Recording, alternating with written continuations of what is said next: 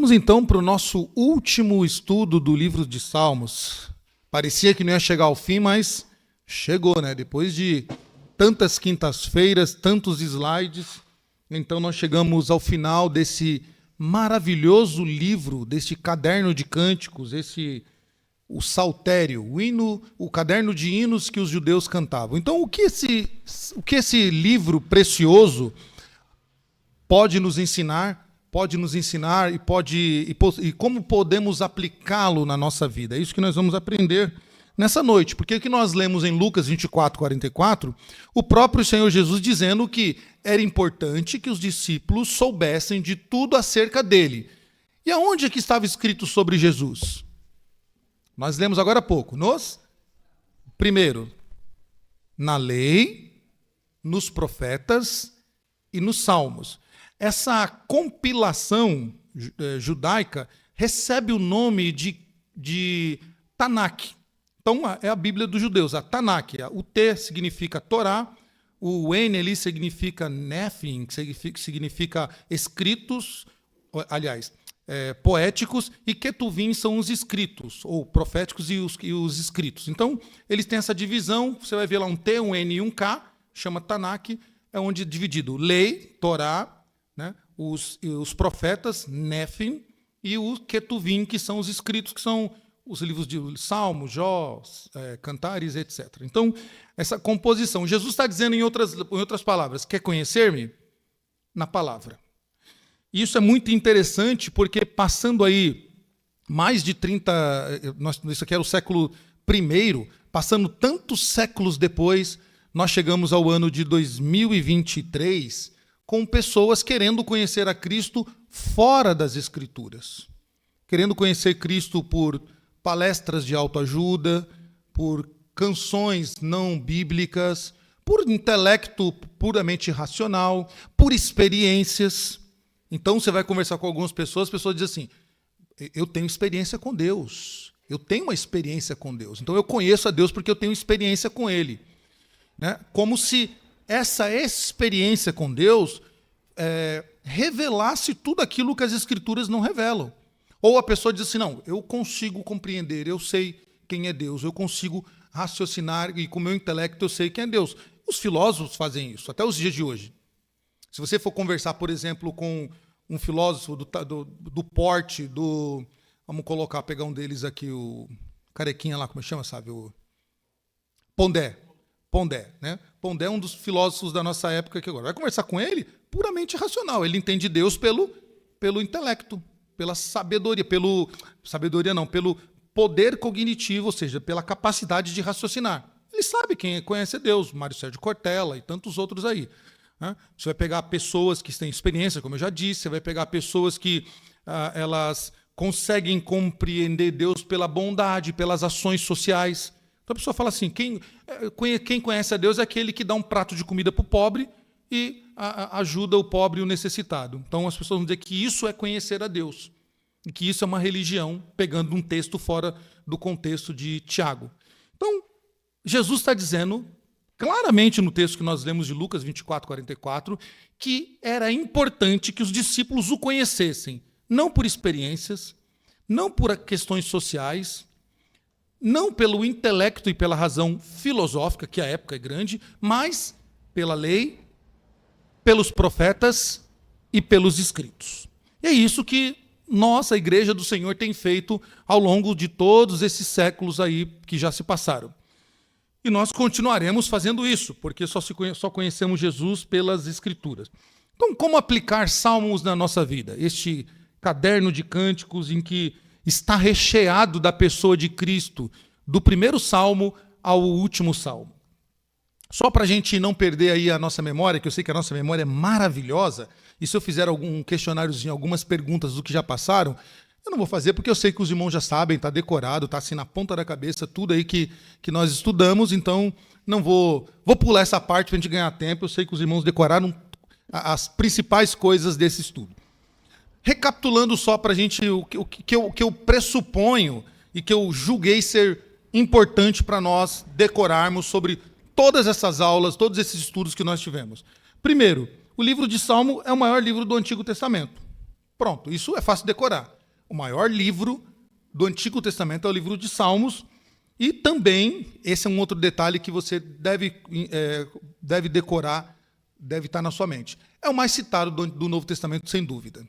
Mais do que Isaías, do que Jeremias, mais do que os profetas. Né? A lei, a Torá, ela é pouco citada no Novo Testamento, são mais os profetas e, sem dúvida, os Salmos é o mais citado. E que é importante você saber e decorar, que o livro de Salmos era o inário e o guia do devocional dos judeus. Então, os judeus tinham um inário. Qual é o inário deles? Salmos. Qual era o guia de devocional? Hoje está na moda a gente ter devocional do Spurgeon, do Calvino, de outros teólogos que nós fazemos uso, o Hernandes, né, que é um dos mais usados. Mas na época deles, qual é o devocional deles? Salmos. Isso é importante a gente saber e não dá para esquecer. Não dá para esquecer também a formulação do livro, ou o esqueleto do livro de Salmos. Toda vez que você abrir o livro de Salmos, você nunca mais vai esquecer que o livro de Salmos são 5 livros. Você não vai mais esquecer. São 5 livros que estão divididos dessa maneira. Do Salmo 1 ao 41, livro 1, que vai falar da confrontação. Confrontação de quem? A gente deu esse estudo ontem, né? Deus confrontando o povo. E Deus está confrontando o povo como? Como que Deus está confrontando o povo? Qual é a maneira de Deus confrontar o seu povo? É isso que você está pensando. Você está com vergonha de falar, mas é isso. Com a lei, com a palavra. Deus está confrontando o povo com a palavra. Do Salmo 3 ao Salmo 41, você vai ver esse confronto claro. Deus expondo a lei, expondo a palavra e confrontando o povo. O livro 2, que é o livro da comunicação, então Deus vai comunicar ao seu povo aquilo que ele quer. Vai comunicar a sua bondade, vai comunicar os pecados do povo, vai comunicar como ele trabalha. Isso foi bem abordado por nós. O livro 3 vai falar da devastação, vai do Salmo 42 ao 72. Ali houve uma inversão, tá? O 42 é para cima e o 73 e 89 para baixo. Então, do Salmo 73 ao 89, vai ter o quê? A confrontação, a devastação. Aquele povo vai ser devastado.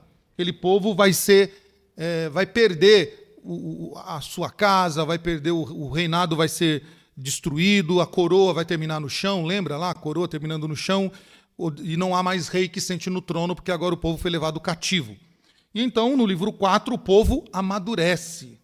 Há um amadurecimento no povo quando eles estão lá no cativeiro, então eles começam a lembrar de Sião, começam então a amadurecer sobre a fé deles e sobre a pessoa de Deus. E por fim, no livro 5, a consumação, vai do Salmo 107 ao 150, a consumação final que termina numa doxologia de aleluias do Salmo 145 ao 150. Então, você vai sempre lembrar dessa divisão aí, nunca mais você vai esquecer. E então nós vamos para aplicações. Como eu encontro Cristo nos Salmos? Como eu consigo visualizar Cristo nos Salmos? Bom, em um ponto, deixa eu colocar aqui,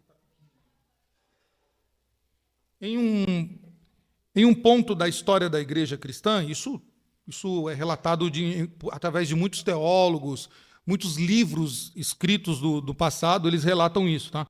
Que as congregações tiveram sorte de possuírem um Novo Testamento e um livro dos Salmos. Então, durante muito tempo, você vai ver que a igreja ela sempre carregou consigo o Novo Testamento e o livro dos Salmos do lado. Tá? Inclusive, uma organização muito conhecida, que é a Gideões Internacional, você já ouviu falar daquela que entrega aquelas biblinhas, né? Eles sempre entregavam a Biblinha com o Novo Testamento e os Salmos. Deixavam lá nos hotéis, deixavam nas hospedarias, para que as pessoas que fossem lá dormir nos hotéis, né, tivessem ali na gavetinha o Novo Testamento e os Salmos. Então, isso fez parte da história da igreja. A igreja ela sempre carregou. Tá? No começo tinha uma explicação plausível para isso, que o judeu convertido ao cristianismo, ele já tinha a lei decorada. Ele já sabia, desde 7 anos ele estudava a lei, então já estava guardada, a lei já era decorada. Então ele precisava carregar somente o seu caderno de cânticos e o Novo Testamento que estava sendo elaborado aos poucos, né? O saltério era visto como um companheiro essencial do Novo Testamento, porque continha tudo o que era necessário para uma vida plena de oração. Por isso que, na história da igreja, isso séculos passados, tá?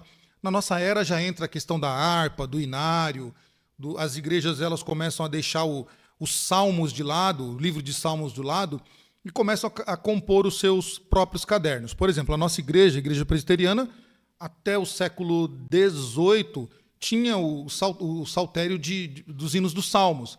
E então, por causa da necessidade de cantos reformados, porque a igreja presbiteriana ela cantava hinos arminianos, que inclusive tem no nosso cenário até hoje, não foi tirado. Um deles é bem famoso, né? Meu amigo, hoje tu tens a escolha, vida ou morte, qual vais aceitar? Esse era um hino cantado pelos arminianos. Havia uma boa comunhão entre os arminianos e os reformados presbiterianos. Então, a igreja presbiteriana percebeu que ela não tinha um inário e precisava se compor um inário. Então, o nosso inário foi feito ao modelo de Salmos, com a mesma divisão de 5 livros dos Salmos. Então, quando você pega o nosso inário presbiteriano, ele vai falar da lei, ele vai falar depois da confrontação, da devastação, do amadurecimento e, por fim, da conclusão final com aleluias. Então, para distinguir, e os Salmos ficando de lado, o livro de Salmos. Calvino, ele metrificou, essa palavra metrificar é assustadora, né? Ele metrificou os Salmos. O que ele pegou? Ele pegou os salmos e colocou em músicas. Então, de certo, você já viu Atirei o Pau no Gato em vários ritmos musicais, né? Isso chama-se metrificação. Pega-se uma letra e coloca lá o famoso Atirei o Pau no Gato, você coloca ele em versão de rock, em versão de pop, em versão de bolero, em versão de tango, em versão, sei lá o que mais, jazz, e por aí vai. Chama-se metrificação. Tá? Calvino fez isso com muitos salmos. Muitos salmos. E outros cantores mais modernos fizeram isso, como João Alexandre, pouco tempo atrás, né? Vencedores por Cristo, né? Verdade. Pegou lá o Salmo 84, né? Os teus altares, Salmo 23, talvez seja um dos mais usados, Salmo 91, e por aí vai, né? O Salmo 133. Então, foi a necessidade. Mas até então a igreja usava os Salmos e o Novo Testamento, andava sempre com ele, os Salmos, porque era um livro de adoração e ensinava como orar.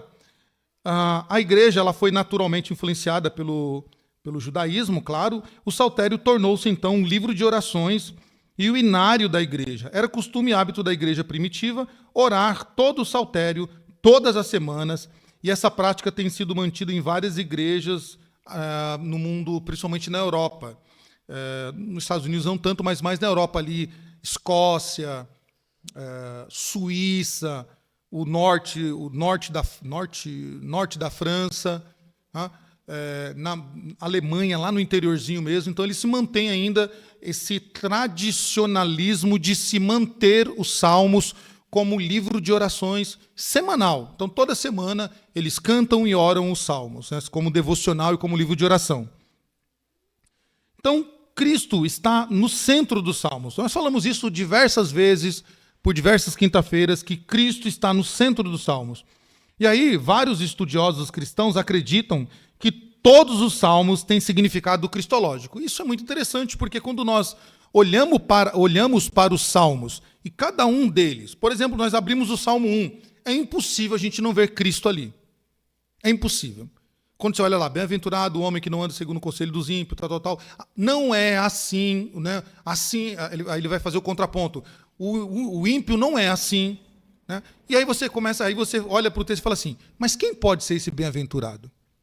Que homem pode cumprir este papel que o salmista está falando? Nenhum ser humano pode. Aí você vê Cristo nos Salmos, Cristo no Salmo 1, Cristo no Salmo 2, Cristo no Salmo 3, e você vai indo até o final e você consegue enxergar a pessoa. Salmo 23, ele é tão bonito e tão lindo, o Salmo 23, mas ele está falando de quem ali? De um bom pastor, não é? A priori, né? A profecia é Davi que está conduzindo as ovelhas ali, mas Davi sabe que não é ele que é o bom pastor, que existe um outro bom pastor. E o que Jesus diz lá em João 10? Isso, ele diz que ele é o bom pastor e o bom pastor dá vida pelas ovelhas. Então você pega lá, o bom pastor é Cristo, então logo ele é o pastor que cuida das ovelhas. E assim vários outros salmos. Então, os estudiosos entendem que todos os salmos falam da pessoa de Cristo. De fato, todo o Antigo Testamento pode ser interpretado como messiânico, ou seja, aponta para o Messias, desde Gênesis. Quando você abre Gênesis, não é simplesmente o livro onde Moisés está escrevendo os atos da criação. Quando você olha para o capítulo 3 de Gênesis, quando há a entrada do pecado no mundo, já há ali uma ação cristã messiânica. Da semente da mulher vai nascer um que vai esmagar a sua cabeça. Está falando de quem? De Cristo. Cristo é quem esmaga a cabeça da serpente na cruz. Então isso vai em Êxodo e vai indo. O anjo do Senhor ele aparece já lá com Abraão, desde o princípio, mostrando a pessoa de Cristo no Antigo Testamento e por aí vai durante todo o escrito do Antigo Testamento, a pessoa de Cristo. Tem um escritor, chama-se Sidney Greidanus, ele fala isso, que Cristo ele está em todo o Antigo Testamento. Todos os livros do Antigo Testamento nós conseguimos enxergar a pessoa de Jesus Cristo. E aqui ele coloca um exemplo. Ó. Por exemplo, ele fala assim, foi ensinado a orar os salmos por seus pais. Ou seja, todos os israelitas eles foram ensinados, desde criança, a orar os salmos com os seus pais. Isso era passado de geração para geração, de pai para filho. Por exemplo, ele cita aí um trecho dos Salmos. Né? Cristo gritou palavras do Salmo lá no Novo Testamento, quando ele estava pendurado na cruz. A tradição sugere que Cristo orou o Salmo 22 ao 31, durante a sua crucificação. Né? Deus meu, por que me desamparaste? Isso é um salmo, o Salmo 22. Com as mãos estendidas para o céu, Cristo então recita este salmo. Ao longo do seu ministério público, enquanto ensinava aos discípulos, Cristo continuamente citava os salmos. Frequentemente ele empregou o saltério em sua comunicação contínua com o Pai. Cristo, por meio do poder do Espírito Santo, capacita todos os cristãos a enganjarem as mesmas palavras. Então, o exemplo de Cristo. Por que o Novo Testamento faz questão de narrar que o Senhor Jesus está citando o saltério? Justamente para nos fazer entender a importância dos salmos. Os salmos, como eu disse umas quintas passadas, os salmos não foram feitos para que nós abríssemos ele e deixássemos lá na estante ou na mesa, não é para colocar como soleira da porta de casa, né? Lá, tem gente que coloca lá na soleira lá, Salmo 133 ou algum outro salmo, ou então coloca na porta de casa lá, 1000 cairão à tua direita, né, 1 à esquerda, né, e assim não será atingido. Então outros salmos vão indo falando, não é para isso, não é para ficar sendo de amuleto ou de frases de efeito para Instagram e Facebook. Os salmos ele é o caderno de cânticos, e Jesus está nos ensinando que nós deveríamos trazer os salmos para o nosso dia a dia, para a nossa vida diária. Então, Cristo, ele nos ajuda a imitá-lo, ou nos convida a imitá-lo, colocando os salmos no nosso dia a dia. A pessoa e obra de Jesus são conhecidas e reconhecidas por todo o Antigo Testamento. Tá? Isso dá para, como eu disse, é muito visível, é muito fácil de enxergar Cristo em todo o livro do Antigo Testamento, pois todas as palavras escritas na Bíblia têm um objetivo único e claro de apresentar Jesus, o Salvador do mundo, e o eterno plano de Deus para a redenção de toda a humanidade. Um dos temas predominantes no Salmo, isso é muito claro, nós já falamos sobre isso, a quantidade de vezes em que o Salmo aponta para o Messias. Então, o tema Messias, ele chega a usar aí, como nós colocamos, 10%, ou seja, 10% dos salmos, ou 16 dos salmos podem ser classificados como salmos messiânicos. É muita coisa para um livro de 150 capítulos, você ter 16 capítulos falando do Messias, 10% do livro. E, por exemplo, Salmo 2, Salmo 8, Salmo 16, Salmo 22, vai até todos esses salmos, 23, 24, 40, 41, 45, 68, 69, 72, 89, 102, 110, 118. Esses salmos falam claro apontando para o Messias. São salmos chamados messiânicos, ou salmos do Messias. Os escritores desses salmos, que são vários autores, eles relatam muito a pessoa de Cristo e a sua vida, a sua rejeição, o seu sofrimento, né? Estes salmos são muitas vezes citados e interpretados no Novo Testamento. Então, esses salmos vão falar desde a vida do Messias, o seu sofrimento, a sua rejeição. Esses salmos vão ser interpretados no Novo Testamento como salmos que apontam para a pessoa de Jesus.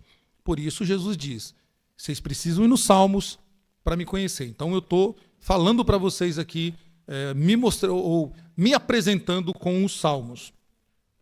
Nos salmos, há indícios muito fortes da profecia sobre a vinda do Salvador ao mundo, que veio acontecer 1000 anos depois de escrito. Uma certeza que nós temos é de que Jesus sempre esteve presente nos salmos, mesmo que de forma inconsciente ou não foi notada pelo autor, tá? Porque quando o autor está escrevendo, é sempre bom entender isso. Quando o autor está escrevendo, ele não tem a noção, ele não tem ainda, ele não sabe que ele vai estar escrevendo isso para Jesus, o Cristo do Novo Testamento, porque Jesus não nasceu ainda.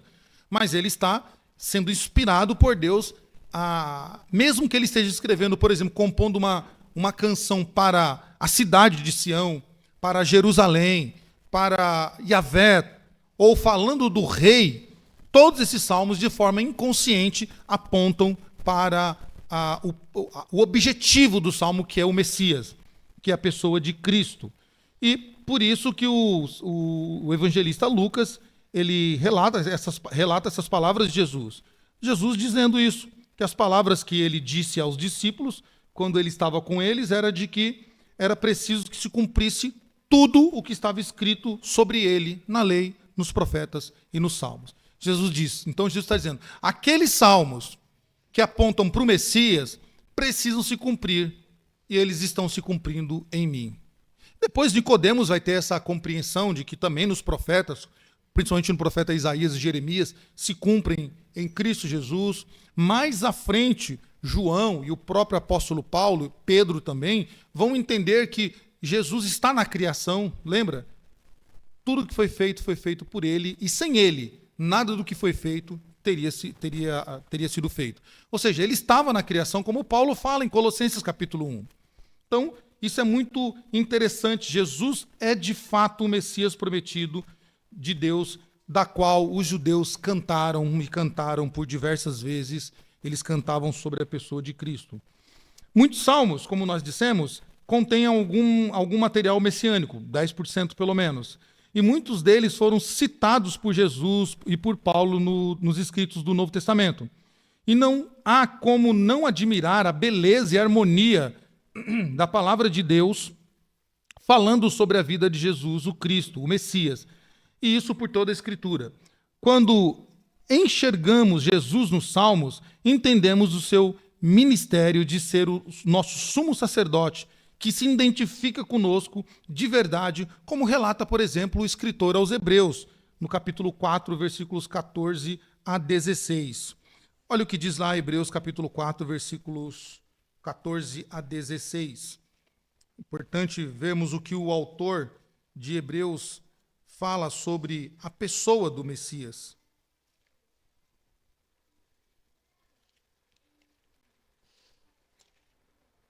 Hebreus 4, versículos 14 a 16.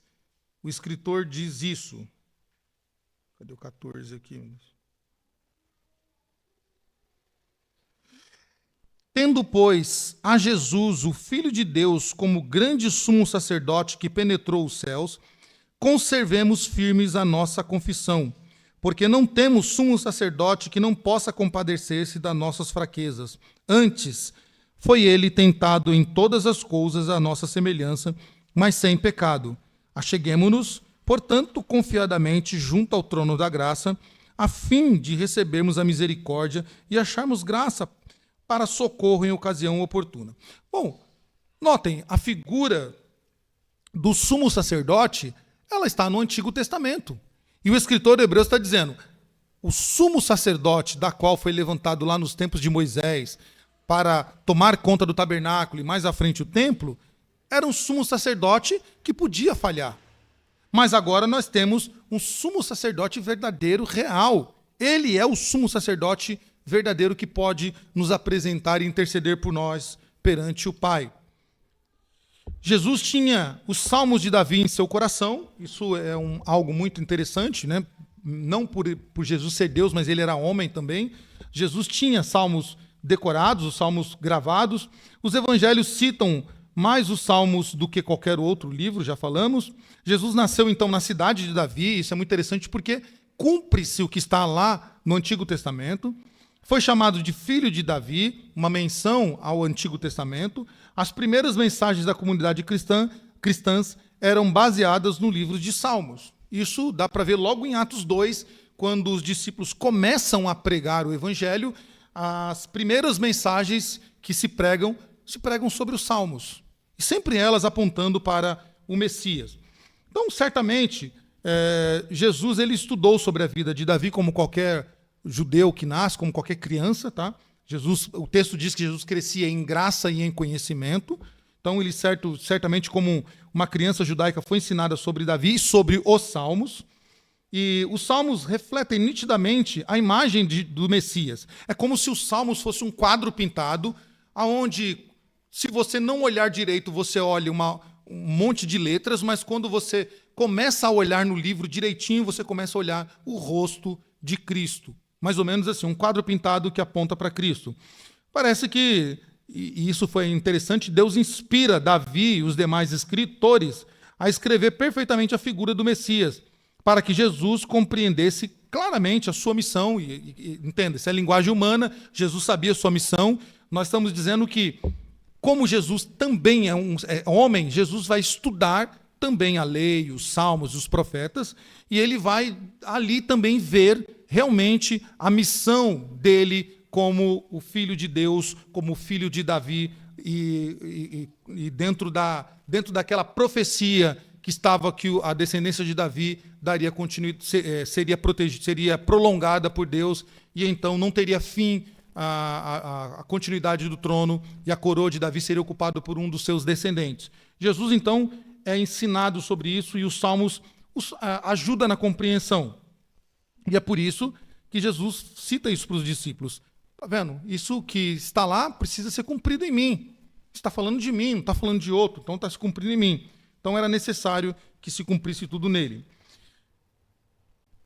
Como os Salmos como olhando para os Salmos nós podemos ver e observar e aprender essa condução de cada salmo ao Senhor de Davi. Lembra? Davi, em certa vez, ele cita a menção. Disse o Senhor ao meu Senhor. Davi sabe que tem um Senhor além dele. Lembra que eu falei aqui? Davi, ele senta no trono, ele usa a coroa real, mas ele sabe que ele não é o rei de Israel. Ele é o rei humano, mas ele sabe que tem um rei acima dele. Que tem alguém que tem uma coroa acima dele, a quem ele deve prestar contas. Então, Davi sabe que existe um Senhor acima de si. E, embora seja muito benéfico ler cada salmo de forma separada, de forma independente, nós fazemos isso muito bem, cada salmo, mas se você fizer um exercício e começar a interligar os salmos, você vai perceber, então, que cada livro dentro do saltério, e de forma unida, ele vai falar de um mesmo tema, ele vai apontar para o mesmo caminho, ele vai levar para uma mesma direção.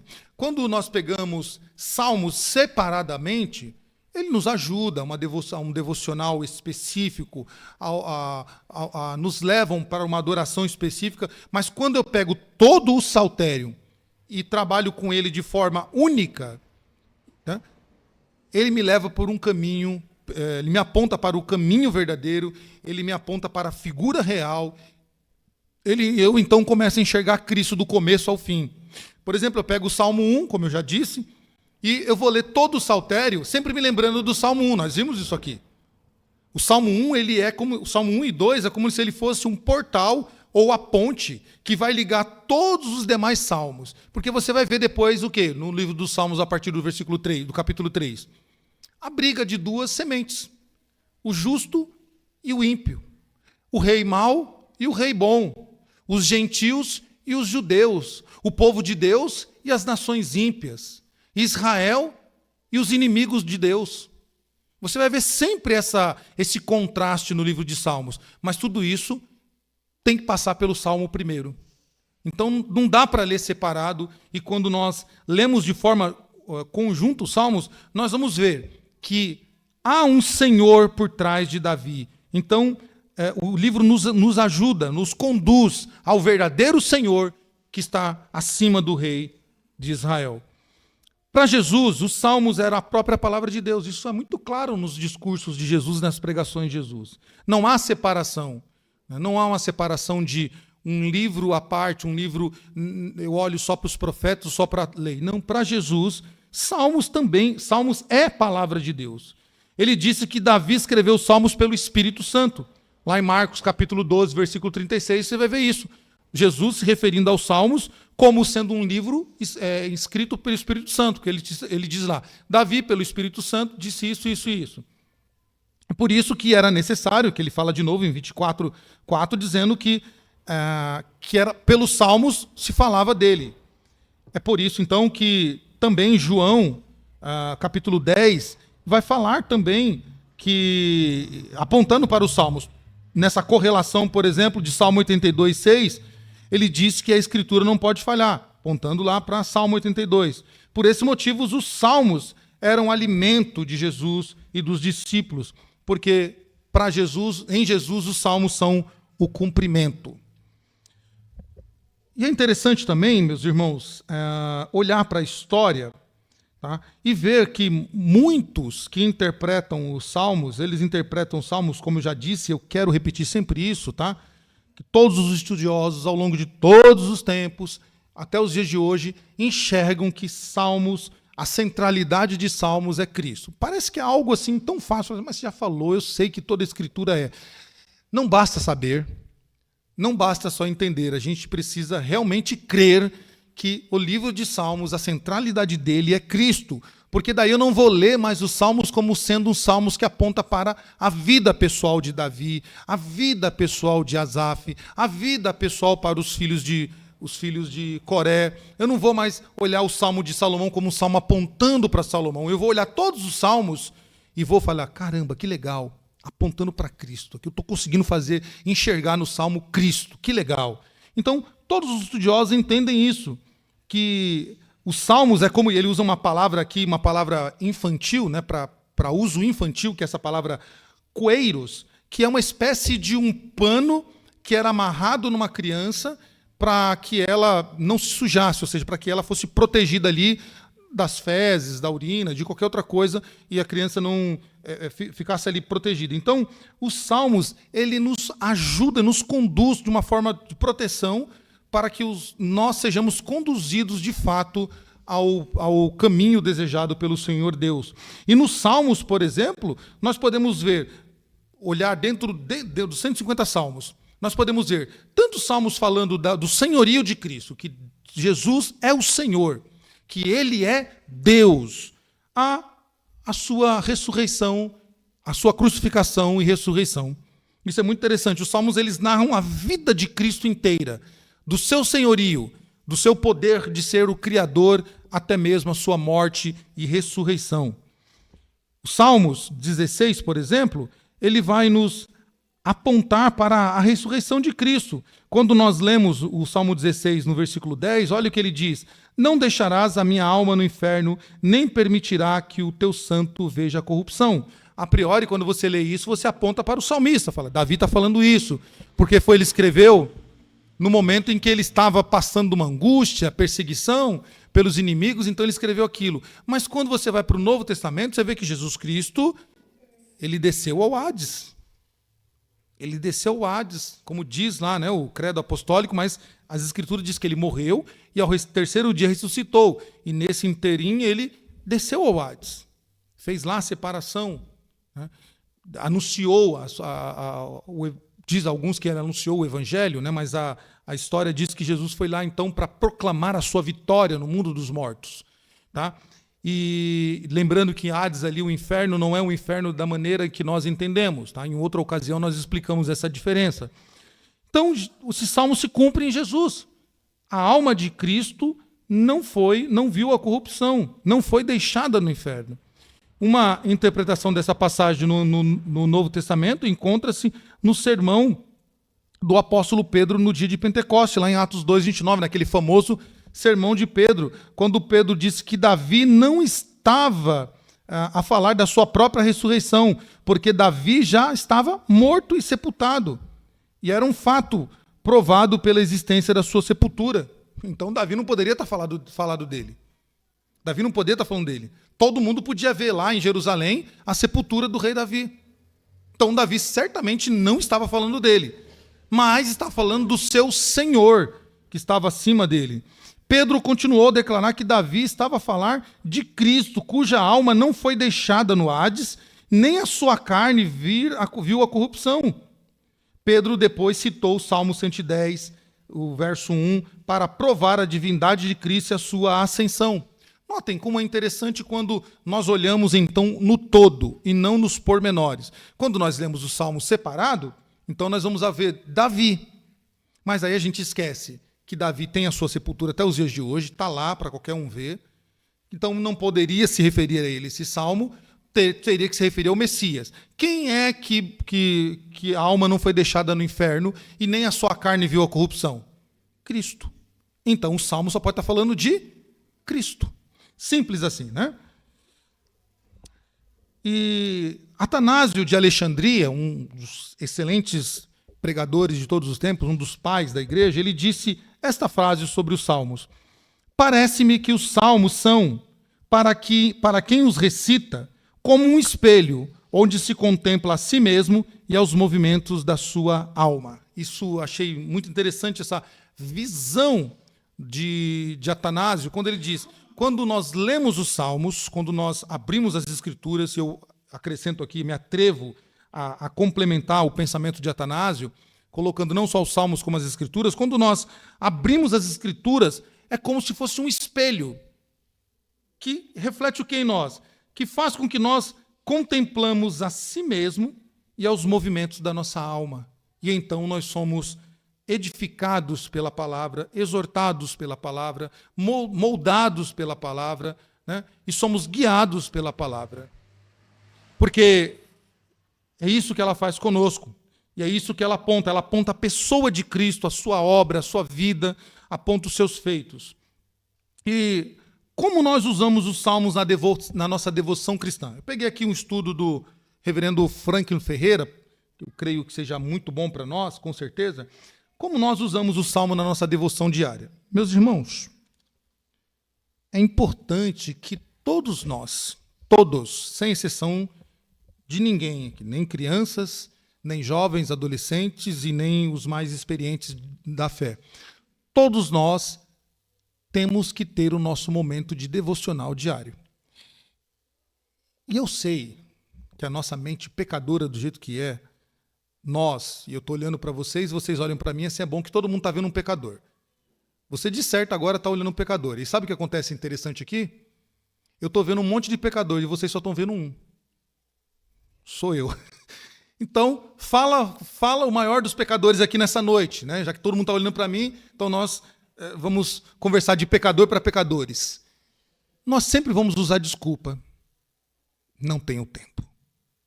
Não tenho tempo para parar, para ler a Bíblia, para orar, para fazer um devocional, porque a gente já acorda atrasado, já dorme com a roupa igual as crianças fazem, né, Thalita? Já dorme com a roupa para ir para a escola, para não ter que perder tempo trocando a roupa para ir, porque nós somos a geração do TikTok, do Instagram, da geração que superou a geração do miojo. Nós somos muito acelerados, muito acelerados.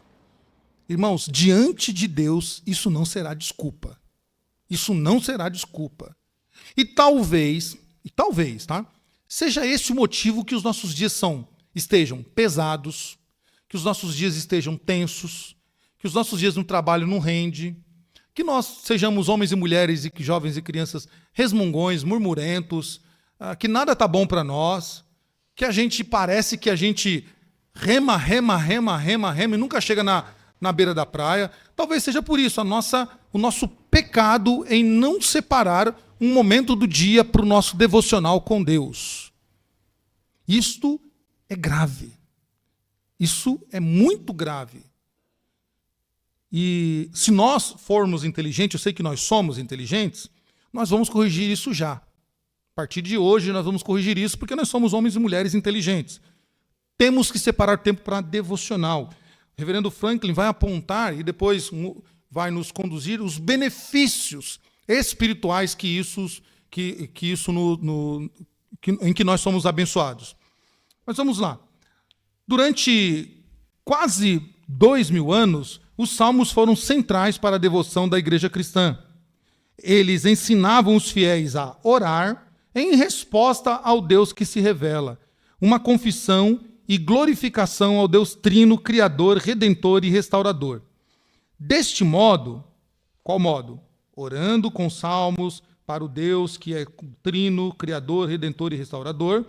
Quando abraçamos os salmos, juntamo-nos a um amplo grupo de pessoas que por quase 30 séculos têm baseado seus louvores e orações nessas palavras antigas. Reis e camponeses, profetas e sacerdotes, apóstolos e mártires, monges e reformadores, executivos e donas de casas, professores e cantores populares, para todos esses e para uma multidão de outros, salmo tem sido vida e respiração espiritual.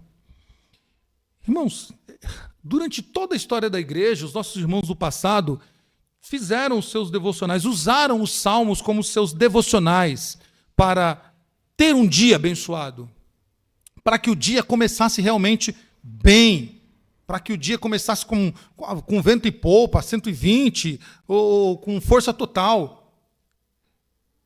Os salmos eram usados, eles abriam a Bíblia e faziam isso. Mas nós não temos tempo.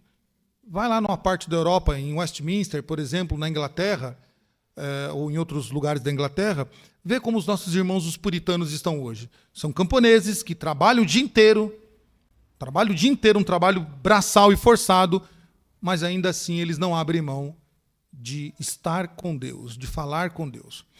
E aí, só para a gente pensar, tá? Não quero ser duro nem com vocês nem comigo, mas só para a gente pensar. Se nós não temos prazer de estar na presença de Deus fazendo nosso devocional, como a gente quer que Deus tenha prazer de estar conosco? Só para a gente pensar, tá? Só para a gente pensar, não fique bravo, não, só para a gente pensar. A gente quer que Deus tenha prazer em estar conosco, quando nós não temos prazer de estar com Ele? Só para a gente meditar.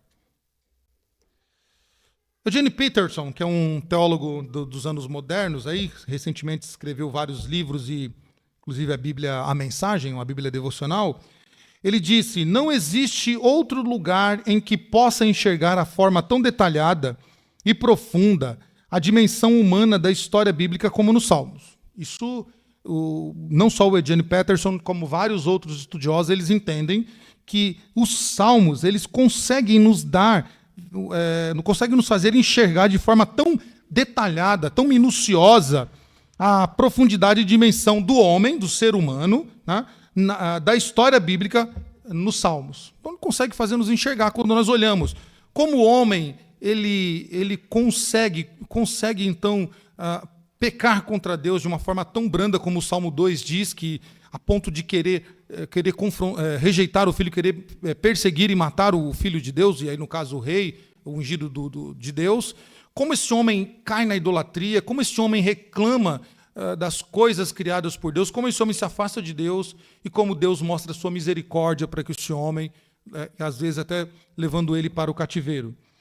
A pessoa em oração reagia à totalidade da presença de Deus, partindo da condição humana concreta detalhada. Só que, por volta da primeira metade do século XIX, então já bem na nossa época aqui, com o aparecimento dos métodos críticos de estudo bíblico, os salmos perderam sua centralidade na devoção cristã.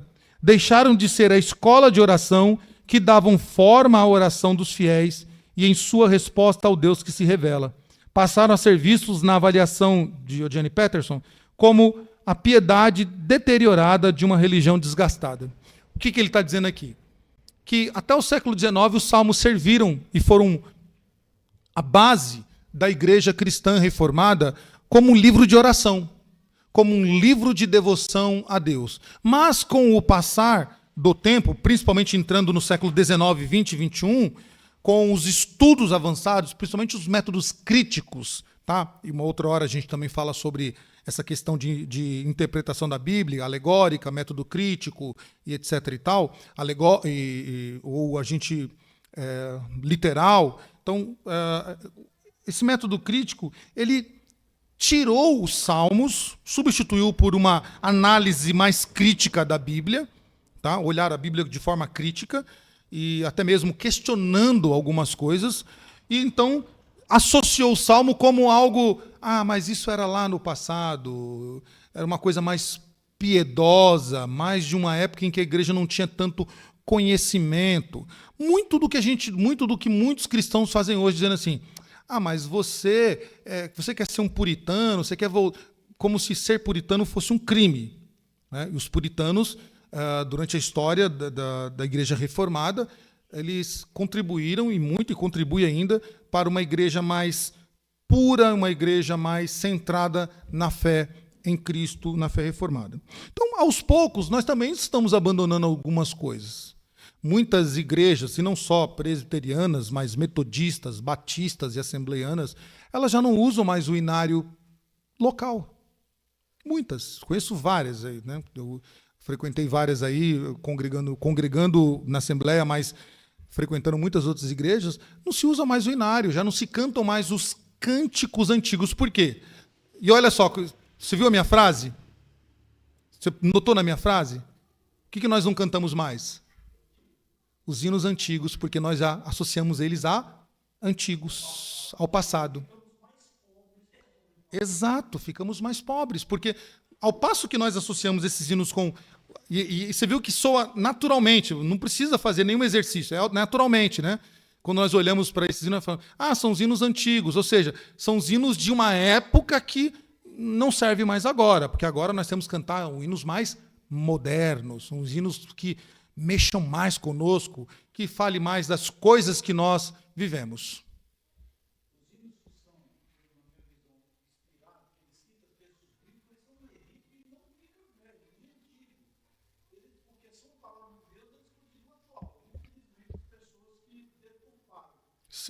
Sim, mas isso percebe que é um ciclo natural que vem acontecendo. Por isso que o Franklin Ferreira, nesse seu estudo, citando o Jenny Patterson e mais uns outros, ele vai dizer que, infelizmente, assim como os Salmos, nós vamos tirando algumas outras coisas que sempre deu certo, sempre funcionou, que nós associamos a uma religião do passado, né, deteriorada. Porque quando nós olhamos para os hinos antigos, nós falamos assim, mas eram os hinos antigos, aquela igreja já acabou. Aquela igreja lá, uma igreja já ultrapassada. Né? Uma vez, conversando com alguns jovens lá de São Paulo, da igreja que eu congregava, eles falaram para mim, poxa, você ouve essa música aí já é música de tiozinho, música de tiozão, música do passado, música já velha, tem que ouvir músicas novas. Como se ouvir boa música de qualidade... Né? Como a música de qualidade, ela perdesse o seu valor ao longo dos tempos.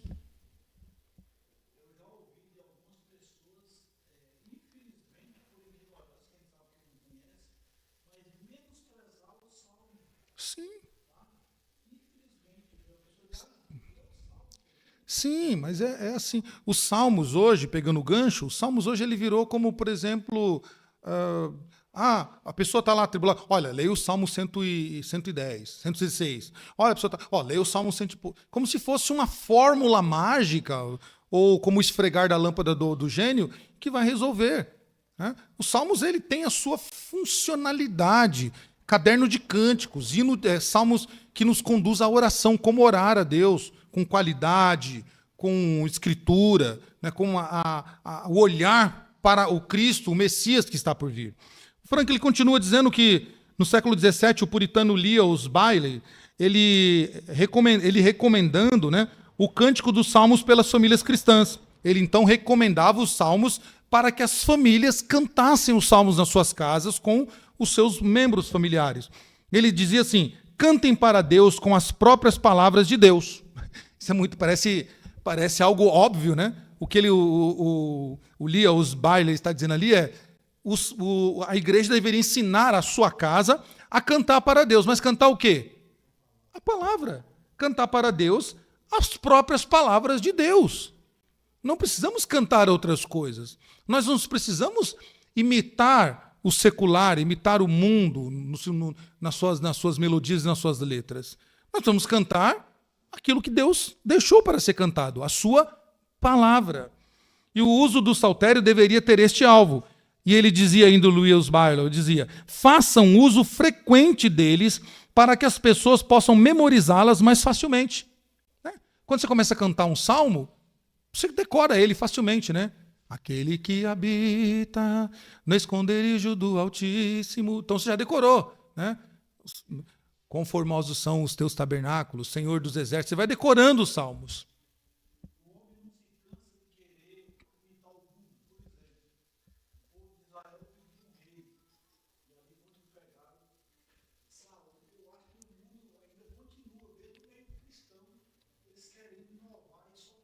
Sim, infelizmente continua. E nós não precisamos, porque nós temos a nossa própria fórmula.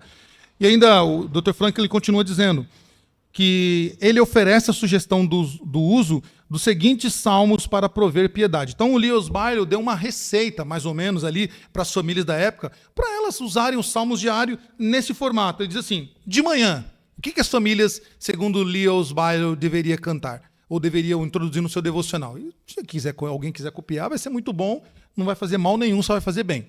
Ele diz, de manhã, Salmo 3, Salmo 5, Salmo 16, Salmo 144. De manhã. De noite, Salmo 4, Salmo 127, Salmo 41. Implorando misericórdia depois de ter cometido algum pecado. O que você devia fazer? Ler o Salmo 51, Salmo 103.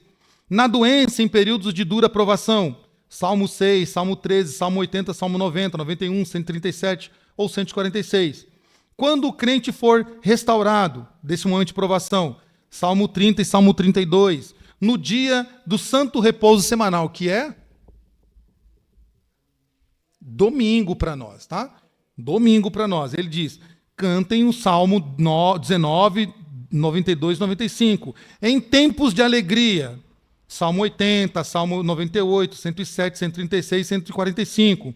Antes do sermão, pregador, sobe até para o pregador também. O que o pregador deve fazer? Salmo 1, Salmo 12, Salmo 147. E a primeira quinta do mês, partes do Salmo 119. Depois do sermão, qualquer salmo relacionado com o principal argumento do sermão. Ou seja, então, se eu preguei o sermão lá, eu tenho que procurar qualquer salmo que esteja atrelado ao meu tema e cantá-lo, orá-lo. Na ceia do Senhor, deveria-se ler o Salmo 22, 23, 103, 111 e 116. Para inspirar consolo e tranquilidade espiritual para alguém. Salmo 15, Salmo 19, Salmo 25, 46, 67, 112, 116. Depois do mal praticado e da vergonha recebida. Salmo 42, 69, 70, 140 e 145. Então veja só, uma dica de bolo. O Lewis Barlow estava dando uma dica de bolo para as famílias fazerem cantar os salmos. Então, durante toda a trajetória, a igreja fez isso. A igreja cantou salmos, a igreja orou salmos. Né? A igreja, então, ela tinha a sua própria maneira de cultuar a Deus e não precisava imitar, então, o folclore europeu ou as coisas que não eram cristãs. E então, por que tantas pessoas não se dedicam à oração? A pergunta que o Eugene Peterson faz, né? Porque, como ele mesmo responde, o poço é fundo e não temos nada para pegar água. Precisamos de um vaso para colocar água. Os salmos são esse vaso. Então a pessoa diz assim, mas eu não sei orar. Eu tenho muita dificuldade de orar, me faltam as palavras, me falta um conteúdo. Os salmos é esse vaso que você precisa para buscar água no poço. O que você está dizendo é assim, eu estou com sede, tenho um poço enorme cheio de água, mas eu não tenho uma vasilha para pegar água. Aí a resposta é, você tem uma vasilha. Salmos. Leia os salmos. E você vai se tornar um grande orador, você vai aprender a orar, vai aprender a cantar ao Senhor. E aí eu quero adiantar um pouquinho aqui, uns benefícios espirituais dos salmos pelo reverendo Valdeci, que é pastor da igreja de Campo Belo, lá em São Paulo. Ele diz assim, para a gente encerrar nesses 10 minutos que faltam. Os salmos nos ensinam a falar com Deus. Primeira coisa que o reverendo Valdeci, ele detecta aí, ele diz, muitos crentes não sabem ao certo como orar, como se dirigir a Deus, como se derramar o coração e a alma diante do Senhor. Será que poderíamos dizer a Deus quais são os nossos temores mais íntimos? Então ele vai continuar. Pois bem, os salmos revelam como servos de Deus, oraram e comunicaram com o Senhor que recebeu sua expressão devotada. Então a pergunta que ele vai colocar assim: eu pequei, reconheço o meu pecado. Como é que eu me devo chegar a Deus? Os salmos nos ensina. A gente vem com tanta desculpa, né? Senhor, a carne é fraca. Senhor, olha, mas foi um acidente. Davi diz, Senhor, pequei contra o Senhor. O salmista se joga no chão e diz assim, pequei contra o Senhor, somente contra o Senhor eu pequei.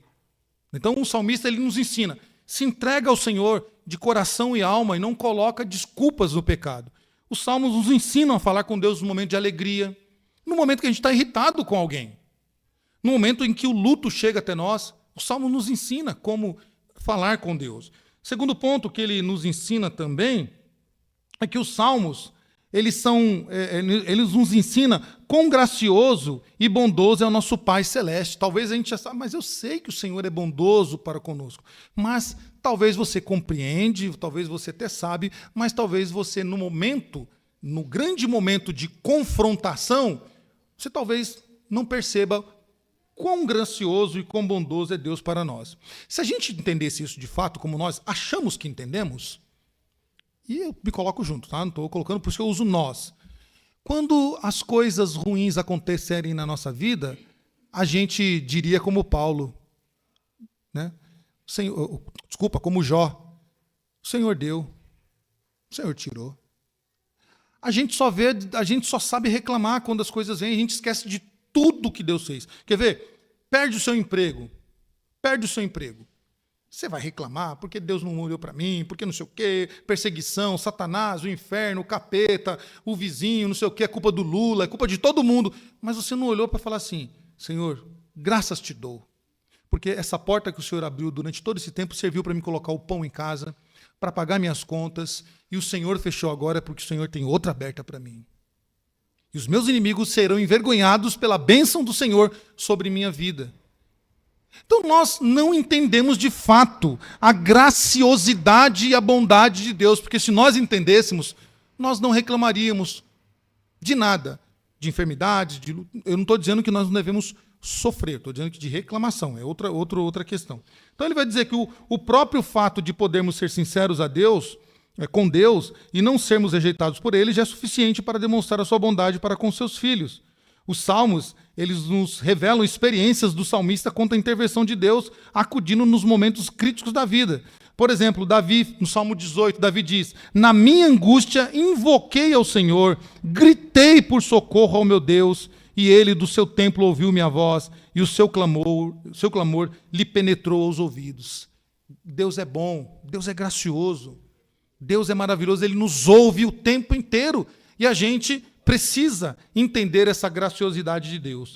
Ele diz ainda, o reverendo Valdeci, que os salmos nos ensinam a enfrentar as angústias terrenas, que são as nossas maiores dificuldades. A gente parece que conhece a Deus, a gente acha que conhece a Deus, a gente acha que consegue enfrentar, né? Até canta, né? Os hinos de guerra aí que tem, né? Marchando pela vitória, com o Senhor eu vou vencer, e a gente canta bonito. Mas na hora da prática o negócio é diferente. Os salmos nos ensinam. Todos nós sabemos que o próprio Jesus afirmou: há aflições no mundo. No mundo nós vamos ter aflições. Lidar com as aflições e angústia é algo que exige o quê? Contínua sabedoria do crente. O crente precisa, então, conhecer a Deus. E os salmos nos revelam como os servos de Deus no passado lidaram com situações semelhantes às nossas. Os salmos, então, por exemplo, Salmo 25, ou Salmos 12 e o 25, eles nos ensinam, mostrando que, olha, por exemplo, o que Davi diz, né? Porque já não há homens piedosos, desaparecem os fiéis. Guia-me na tua verdade e ensina-me, pois tu és o Deus da minha salvação, em quem eu espero todo dia. Davi, então, está mostrando que a confiança em Deus, né, faz com que nós, de fato, compreendamos que é possível a gente confrontar as angústias do dia a dia e passar por elas com a mão do Senhor ao nosso lado.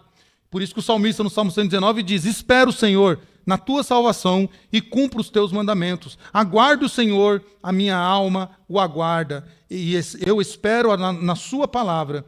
E aí depois ele finaliza no 143, dá-te pressa, Senhor, em responder-me, o espírito me desfalece. Então, o salmista ele tem essa confiança que sabe que pode enfrentar, essa confiança em Deus que nos fortalece para enfrentar as angústias da vida.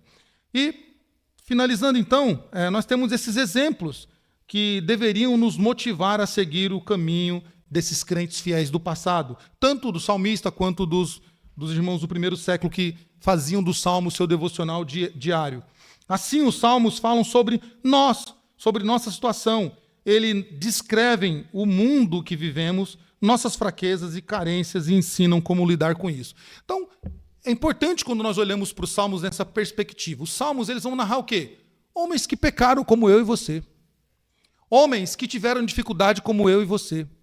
Homens que sofreram percas grandes, como nós sofremos percas grandes. Homens que os pés quase se desviaram do Senhor, como eu e você. Homens que a sua fé ficou assim, ó, balançando por causa das angústias da vida, como nós. Homens que duvidaram do Senhor, da bondade dele, como nós duvidamos. Mas eles nos ensinam que quando nós depositamos a nossa confiança em Deus, mesmo com as nossas fraquezas, e nós formos sinceros a Deus, falando, Senhor, como o salmista diz, Senhor, eu estou chateado, mas eu estou muito chateado hoje, por quê? Eu estou aqui sofrendo, passando um perrengue, a vida não está fácil para mim, é Pix para pagar, é conta não sei do que, só chega a conta para mim, eu não recebo uma carta de alguém me elogiando, só recebo carta de cobrança, e o ímpio prospera. E o ímpio está lá, passeando de Hilux, fazendo viagem para Disney, e eu aqui. O salmista praticamente disse isso. Mas aí ele depositou confiança em Deus e ele entendeu o trabalhar de Deus na vida de um e na vida de outro. E é isso que os salmos nos ensinam. E por fim, os salmos nos ensinam a lidar com as nossas complexidades interiores, que é o grande problema interior nosso. E o Calvino, ele entendia que o livro de Salmos era a anatomia da alma humana.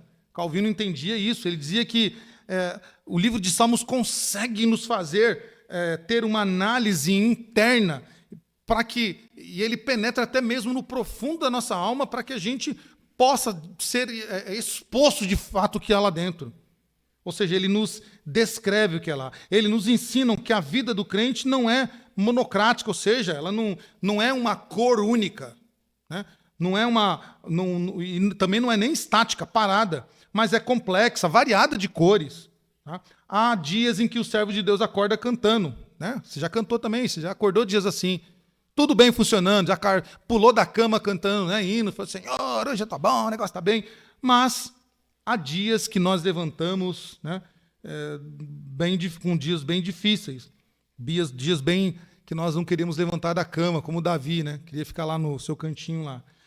Mas é isso, irmãos, por isso nós precisamos então entender, finalizando por hoje nesses últimos 2 slides, qual seria a mensagem então do saltério? A mensagem central do Salmo seria essa para nós, a esperança e confiança do povo em desolação. O povo que estava desolado, que estava lá acabado, praticamente perdido, se encontrava não num rei humano, mas no rei Messias, que ao seu tempo governaria toda a terra em louvor da sua glória. Olhando isso no âmbito espiritual, qual a nossa esperança? Olhando para os Salmos, a nossa esperança e confiança, tá? Mesmo vivendo dias de desolação, dias difíceis, se encontra no nosso rei verdadeiro, nosso Messias, de que ele, ao seu tempo, vai governar toda a terra em louvor da sua glória. Os Salmos ele tem total relação com o Novo Testamento, porque ele aponta para Jesus Cristo, aponta para a vinda de Jesus Cristo. Os autores interpretam o Evangelho a partir dos Salmos. O juízo deste mundo já está decretado, né? Através dos Salmos, e João narra isso. O reino de Deus será consumado. Nós vimos isso no livro de Salmos. Todos os povos convertidos estarão em paz com Deus, conforme diz Apocalipse, olhando também para os Salmos. Por isso, precisamos recitar, cantar trechos que nos deixam perplexos, tanto quanto as porções fáceis. É necessário, então, permitir que o fluxo e o equilíbrio de todos os conjuntos estabeleçam essa ideia desejada dos Salmos. Interpretando os extremos de alto a baixo do saltério, dos mais fáceis aos mais difíceis, como expressão da personificação dos altos e baixos da vida humana, então nós conseguiríamos atingir o objetivo que é a glória de Deus. Quando nós olharmos para os Salmos, com esse olhar de que ele refletem, então, a vinda do Messias, de que ele reflete, então, também a minha imagem de homem pecador que precisa se achegar ao seu Senhor, então, dos altos ao baixo da nossa vida, nós conseguiremos, então, ser abençoados e a nossa vida espiritual também sofrerá acréscimo, ou seja, será acrescentadas bênçãos sobre nós. E assim finalizamos, meus irmãos, este belíssimo estudo. Quem desejar o material, só fala comigo que a gente manda. Ele é um pouquinho grandinho, mas dá para ir por e-mail, acho que por WhatsApp não vai. Quem assim o desejar, nós teremos o prazer de enviar para você reler tudo, porque eu sei que você já lembra, você sabe de tudo, mas pode ser que você esqueceu de alguma coisa ali nos slides, e aí está lá para relembrar. Que Deus nos ajude, que o Senhor nos ajude a não ser só ouvintes, mas praticantes da palavra de Deus.